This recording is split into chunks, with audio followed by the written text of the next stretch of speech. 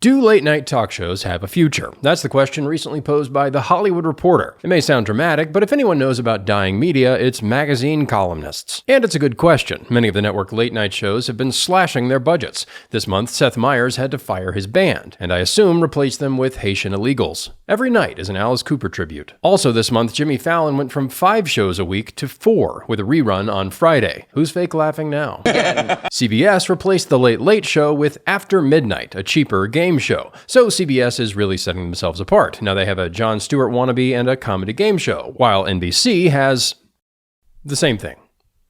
Never mind. When James Corden hosted The Late Late Show, he was losing the network $10 to $15 million a year, according to reporting by Brian Stelter, a man who deals with his misfortune by pointing out the misfortunes of other fat gay guys. In the last 5 years, Kimmel's ratings have dropped 11%, Colbert's 32%, Seth Meyers' 32%, and Jimmy Fallon 41%. You might be tempted to attribute this to an overall drop in TV viewership, at least that's what The Hollywood Reporter does. The audience for Stephen Colbert, Jimmy Fallon, and Jimmy Kimmel has, like much of traditional TV, been on the decline for years as viewers have shifted their habits towards streaming and viewing clips on YouTube and social media. But TV's not totally dead yet. The second most viewed broadcast in history was this year's Super Bowl, second only to the moon landing. Fun fact, this year's Super Bowl was also filmed on a Universal soundstage. I'm kidding, of course. It was filmed on the moon. So people are still watching TV. Don't get me wrong, TV is dying, but not all at once. Late night just doesn't have what it takes to keep people watching. Some Pfizer ads are more successful than others. Back in the day, having a late night show meant that you were a star. Jay Leno made enough money doing stand-up on the weekends that he famously didn't even touch his Tonight Show money. But the best example is Conan O'Brien.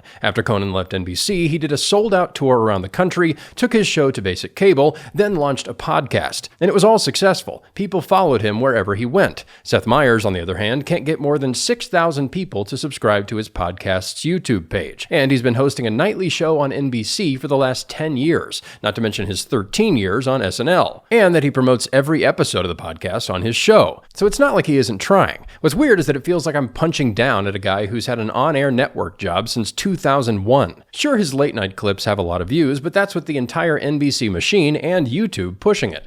The point is that people don't really care about Seth, or any of these guys. They all did a podcast together. I think we all remember the phenomenon that was Strike Force 5, and the show's Twitter account never broke 15,000 followers, despite them promoting it to their combined 90 million. If it's just the changing media landscape, why aren't the audiences following these guys the way they followed Conan? Well, the obvious answer is that these guys stink. Like Joe Biden, they're just regime mouthpieces with no value outside their position. It's gotten so bad that many of the hosts have taken second jobs. Jimmy Fallon has a karaoke game show called That's My Jam. Kimmel produces a series called Live in Front of a Studio Audience, where they reenact episodes of old ABC sitcoms. And that's not all. Fallon is the face of a haunted house experience called Jimmy Fallon's Tonightmares that NBC Universal is currently constructing in New York's Rockefeller Plaza. The attraction was recently visited by Prince Harry. He played along, but the haunted house didn't have the only thing that truly scares him.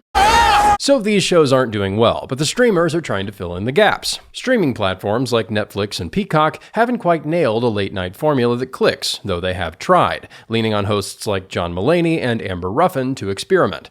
While it is always possible that they figure it out, that is far from a sure thing. But again, they're ignoring the obvious counterexample, Conan. This year, he released a show on HBO Max that's basically just the same kind of travel episodes he used to do at TBS. It was a huge hit with critics and audiences and was immediately renewed for a second season. He's succeeded in all the places the other guys have failed. But The Hollywood Reporter continues to blame it on these darned kids with their Tic Tacs and YouTudes. Here's how the article ends. But as Meyers himself quipped at NBC Universal's Upfront May 13th at Radio City Music Hall, there's always room for things to get worse. What a joy to be back in Radio City, Meyers told the crowd of advertisers and media buyers. I asked an NBC executive, why do you hold up fronts here every year? And they said, I like looking at the marquee and thinking, sure, it's a tricky time for TV, but it could be worse. We could be in radio. Never mind that the biggest radio shows dwarf late-night TV's ratings. Glenn Beck's show gets twice Seth's weekly audience. Yes, things die, but interesting and funny people figure out a way. Buster Keaton started in vaudeville, but after that died, he made some of the best and most successful comedy movies ever. So, Seth Meyers, if you're listening and want to know why your show is dying, here's a tip. Next time you're getting ready for a show, walk right up to your dressing room mirror, because I think it's time for a closer look.